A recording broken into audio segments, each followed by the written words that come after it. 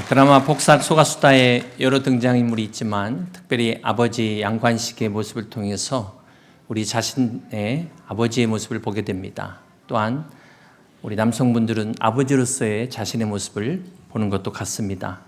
여러분은 어떠셨습니까? 개인적으로는 아버지를 위해서, 아버지가 가족을 위해서라면 무엇이든 할 수 있다는 참 아버지의 마음이 감동적이었습니다. 아마도 많은 사람들이 부족함 속에서도 가족을 사랑하는 마음을 확신할 수 있기 때문에 이 드라마에 공감하지 않았나 생각을 갖게 됩니다. 우리는 이 드라마를 통해서 아버지의 사랑보다도 더 위대한 바로 하나님의 사랑을 우리는 경험한 사람들입니다. 창세기부터 요한계시록까지 이 성경의 전체는 하나님의 러브 스토리입니다. 우리 하나님의 완전하신 사랑으로 하나님께서 연약하고 부족한 우리를 사랑하셨습니다. 비록 우리가 실패하고 넘어졌다 할지라도, 우리가 연약하다 할지라도 하나님은 우리를 끝까지 사랑하셨습니다. 우리의 모든 것을 다 아시며 끝까지 책임지시는 완전하신 사랑이 바로 하나님 아버지의 사랑입니다. 우리 살아계신 하나님의 이 사랑은 우리의 공감을 넘어서 우리의 삶을 구원하고 변화시키는 능력이십니다. 오늘 우리가 이 하나님의 사랑을 받아들일 때 우리 안에 하나님의 은혜가 임하게 되는 것입니다. 오늘 이 시간 이 하나님의 영원하신 사랑 안에서 여러분이 하나님과 함께 하시는 그리스도 예수 안에 있는 진정한 평안을 누리시는 구원의 소망이 충만하시기를 주님의 이름으로 축복합니다. 여기서 퀴즈를 드리겠습니다. 다음 노래 제목의 대상은 누구를 가리킬까요? 힌트는 가족입니다. 가족. 네, 아직 문제도 안 냈는데 희미한 옛사랑의 그림자, 정 시스터즈의 노래인데요. 모르시는 분을 위해서 리쌍의 헤어지지 못하는 여자, 떠나가지 못하는 남자는 누구를 상징할까요? 가족 중에서 결혼한 아들입니다. 네. 다음은 누굴까요? 이광조의 가까이 하기엔 너무 먼 당신. 네. 대단한데요? 우리 카더가든의 가까운 듯 먼 그대는 바로 며느리였습니다. 네. 다음은 이흔아의 아직도 그대는 내 사랑은 누구를 가리킬까요? 다비치의 미워도 사랑하니까. 네. 결혼한 딸입니다. 다음 나훈아의 미워도 다시 한번 누굴까요? 김동률의 다시 사랑한다 말할까. 남편입니다. 다음에 이종용, 난 참 바보처럼 살았군요. BTS의 전하지 못한 진심은 누구를 가리킬까요? 아내입니다. 아내. 마지막으로 다음 양희은의 이루어질 수 없는 사랑은 누굴까요? 성시경의 미소천사, 바로 손주입니다. 지금까지 한 곡도 모르시는 분은 너무나 경건하셔가지고 찬송가만 부르신 분들입니다. 아프리카 속담에 빨리 가려면 혼자 가고 멀리 가려면 함께 가라는 말이 있습니다. 혼자 걷는 인생의 길목에 가장 멀리 마지막 순간까지 배웅하는 사람은 바로 여러분의 가족입니다. 서울대학교 경영대학 경영연구소에서 소비자와 브랜드 관계를 연구한 적이 있는데요. 그때 친구와 가족의 관계를 연구하면서 이렇게 말했어요. 여러분, 친구하면 뭐가 떠오르세요? 친구는 재미와 호기심, 활기, 친근함, 이렇게 이제 감정이 떠오른답니다. 가족하면은 뭐가 떠오르세요? 가족은 안정과 신뢰와 만족과 행복과 같은 정서적 안정과 만족이 연상된다고 합니다. 이것은 무엇을 말할까요? 가족이 주는 가치는 아무리 좋은 친구도 줄 수 없는, 오직 가족만이 줄 수 있는 유일한 가치라는 것입니다. 인생의 참 만족과 진정한 행복은 바로 가정에서 오는 것입니다. 사랑하는 성도 여러분, 세상의 가장 큰 축복이 뭐라고 생각하십니까?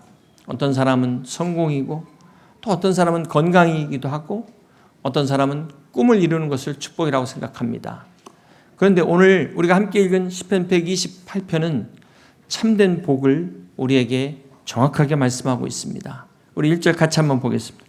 여호와를 경외하며 그의 길을 걷는 자마다 복이 있도다. 진정한 복의 근원은, 복의 조건은 어떤 외적인 성공이나 물질의 풍요함이 아니라 하나님을 경외하는 것입니다.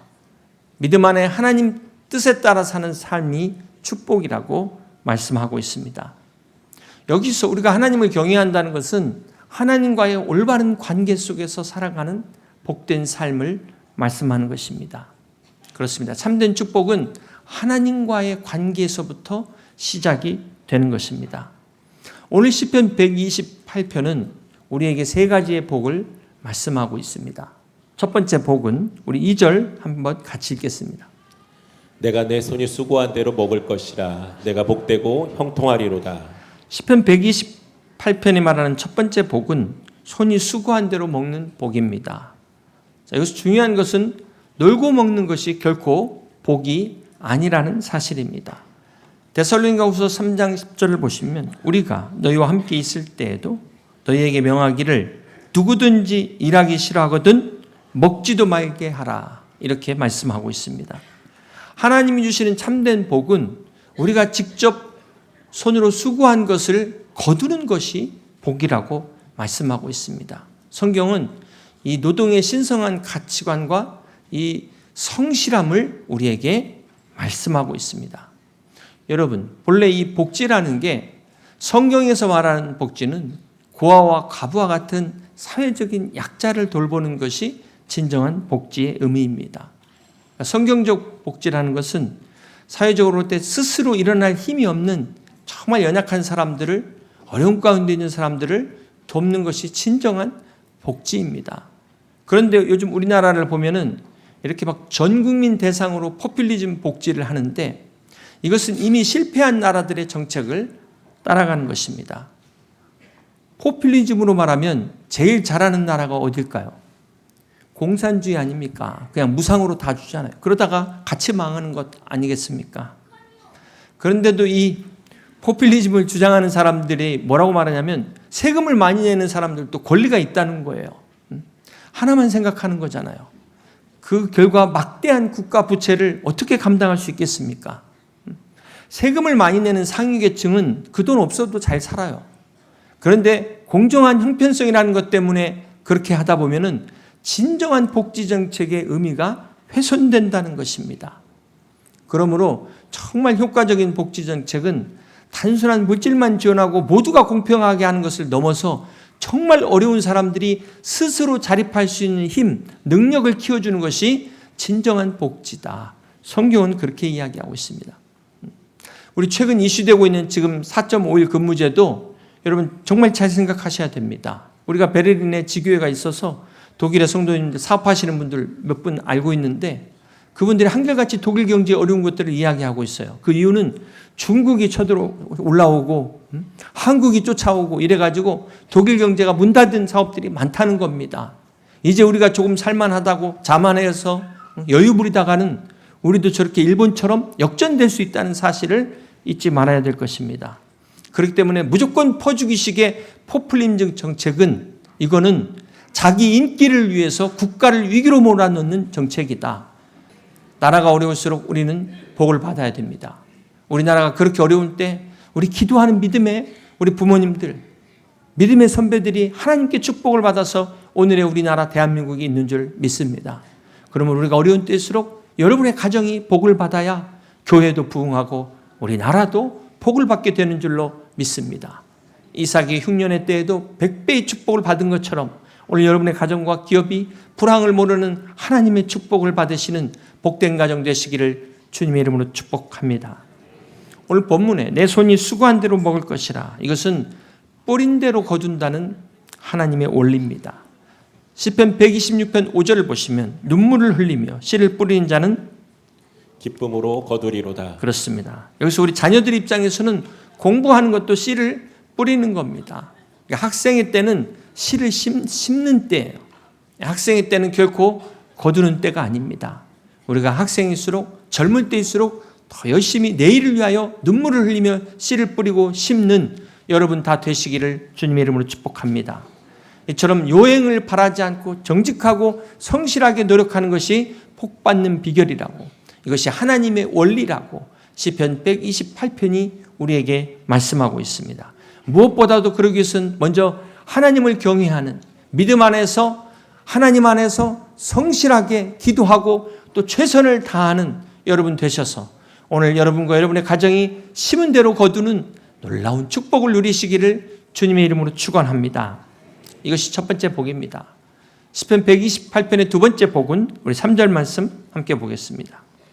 내 집 안방에 있는 내 아내는 결실한 포도나무 같으며 내 식탁에 둘러앉은 자식들은 어린 감람나무 같으리로다.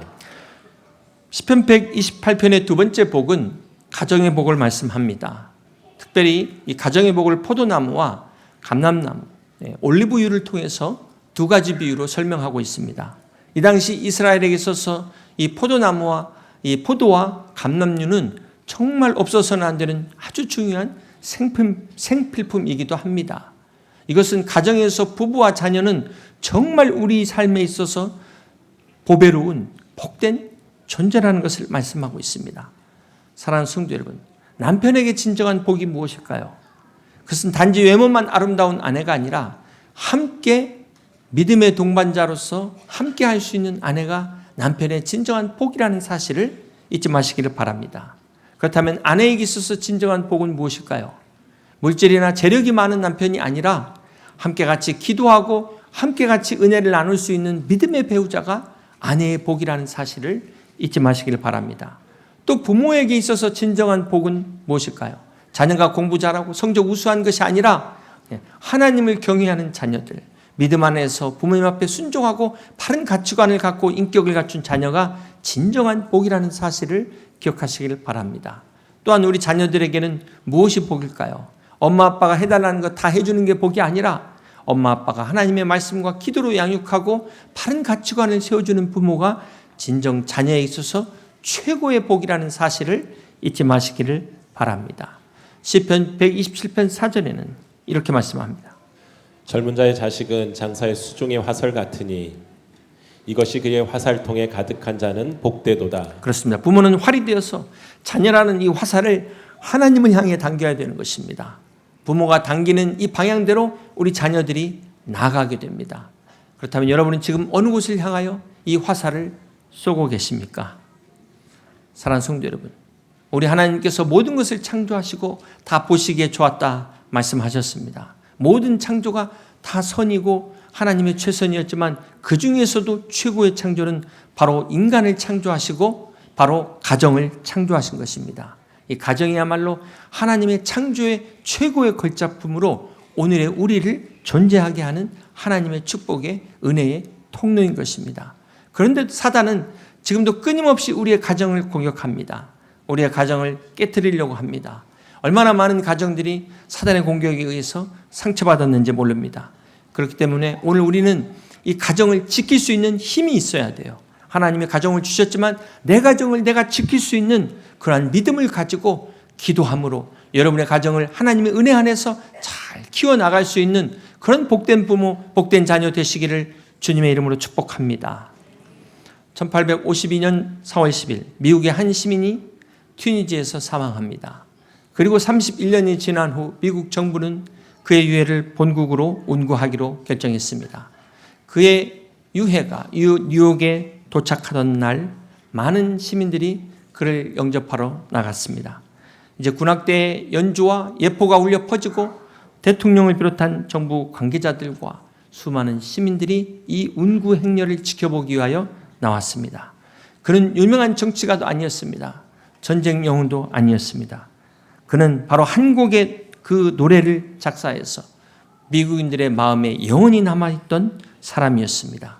그가 바로 홈, 스위트 홈을 작사한 존 하워드 페인이라는 사람이었습니다. 이날 미국의 21대 대통령인 체스터 아더는 그의 죽음을 애도하며 이렇게 이야기했습니다. 비록 그는 집이 없었지만 홈, 스위트 홈이라는 노래를 통해 모든 미국인의 마음속 고향에 영원히 살고 있습니다. 라고 이야기했습니다. 여러분, 하우스가 있다고 해서 홈이 있는 게 아니에요. 아무리 눈에 보이는 좋은 집이 있다 할지라도 홈리스와 같은 삶을 사는 사람들이 있다는 것입니다. 가정은 바로 하나님이 주신 가장 소중한 선물이라는 사실을 잊지 마시기를 바랍니다. 비록 우리 집이 작고 초라하다 할지라도 우리의 집만큼은 정말 스윗홈, 주님의 은혜가 넘치는 복된 가정 되시기를 주님의 이름으로 축복합니다. 누가 뭐라고 해도 우리 인생의 가장 큰 축복은 나의 가정이에요. 내 가정입니다. 남의 가정이 아닙니다. 옆집 이웃의 가정이 아닙니다. 오늘 우리의 삶에 없어서는 안 될 세상 그 무엇과도 바꿀 수 없는 이 가정의 축복을 우리가 깨닫고 오늘도 이 가정 안에서 서로를 사랑하고 용납하며 배려하는, 그래서 하나님이 기뻐하시는 복된 가정 만들어 가시기를 주님의 이름으로 축복합니다. 마지막 세 번째 시편 128편의 복은 5절입니다.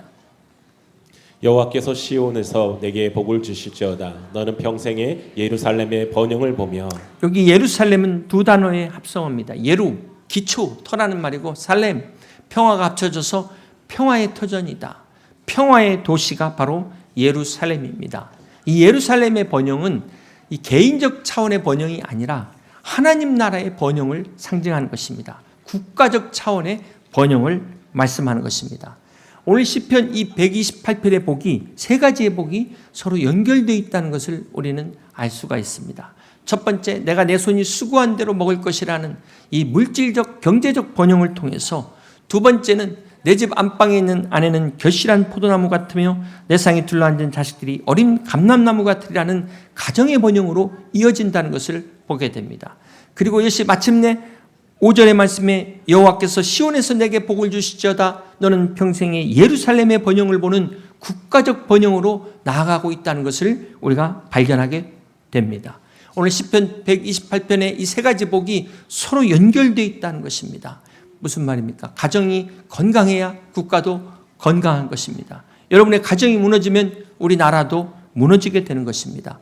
그렇기 때문에 오늘 우리나라의 첫 번째 방어선은 저 위에 38선이 아니라 바로 여러분의 가정이라는 사실을 명심하시기를 바랍니다.